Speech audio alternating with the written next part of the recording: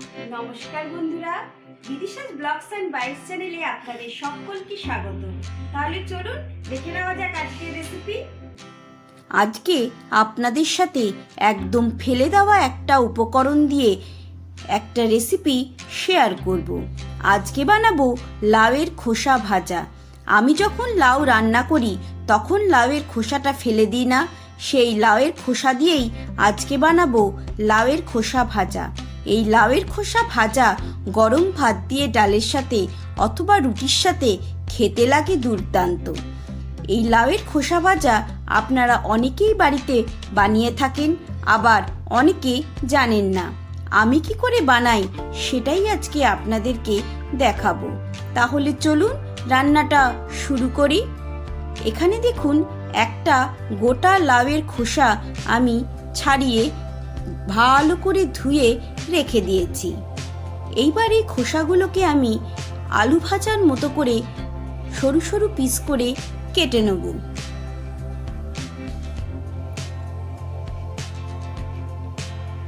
দেখুন সমস্ত খোসাগুলোকে আমি আলু ভাজার মতো করে কেটে নিয়েছি। খুব বেশি মোটাও না, আবার খুব বেশি পাতলাও না।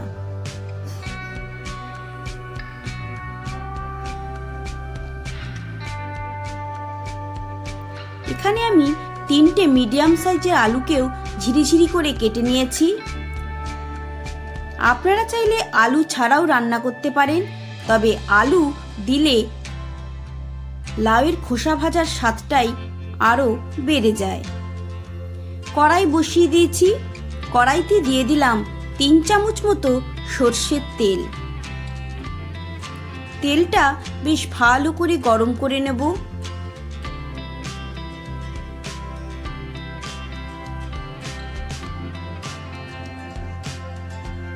দেখুন তেল গরম হয়ে গেছে। এইবার দিয়ে দিলাম 1 চামচ কালো জিরে আর 2টো শুকনো লঙ্কা ফোড়ন। ফোড়নটা বেশ ভালো করে ফ্রাই করে নেব। দেখুন ফোড়ন ফ্রাই করা হয়ে গেছে। এইবার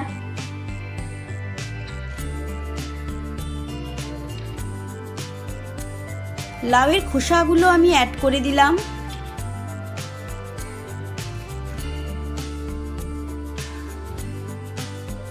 একটু ভালো করে মিশিয়ে নিচ্ছি।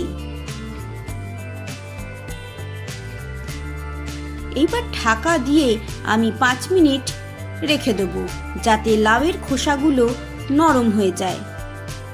লাউয়ের খোসা থেকে যে জলটা বেরোবে তাতেই লাউয়ের খোসাগুলো অনেকটাই সেদ্ধ হয়ে যাবে।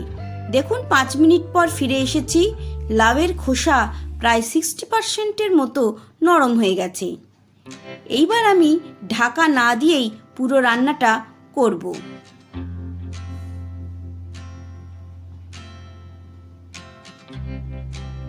এইবার অ্যাড করে দিচ্ছি কেটে রাখা আলুগুলো।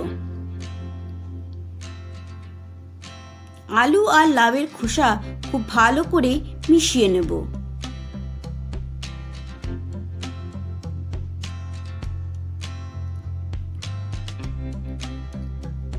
দিয়ে দিলাম পরিমাণ মতো নুন আর দিয়ে দিচ্ছি 1/2 চামচ হলুদ গুঁড়ো।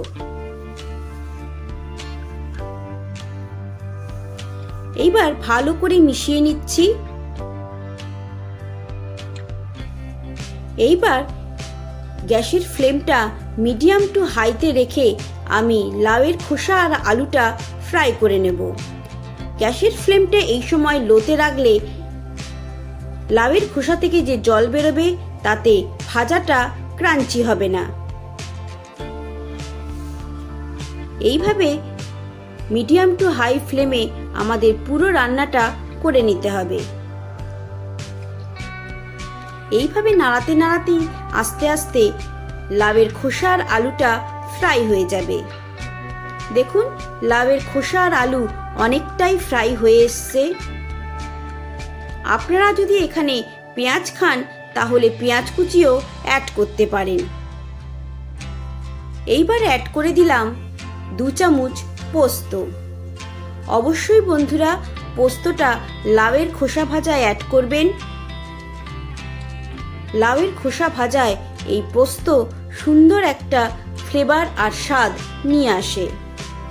এইবার খুব ভালো করে আরও 5 মিনিট মতো ফ্রাই করে নেব। দেখুন আমি কন্টিনিউ নাড়াচ্ছি, একটুও বন্ধ করিনি, কারণ গ্যাসের ফ্লেমটা যেহেতু মিডিয়াম টু হাইতে আছে সেহেতু কড়াইয়ের নিচটা লেগে যেতে পারে।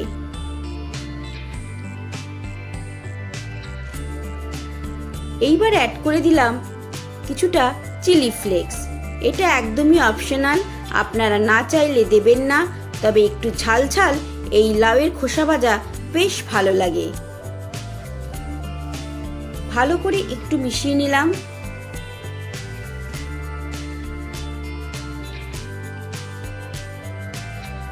দিয়ে দিলাম অল্প একটু চিনি। আপনারা যদি মিষ্টি না খান তাহলে চিনিটা স্কিপ করতে পারেন। ভালো করে মিশিয়ে নিচ্ছি।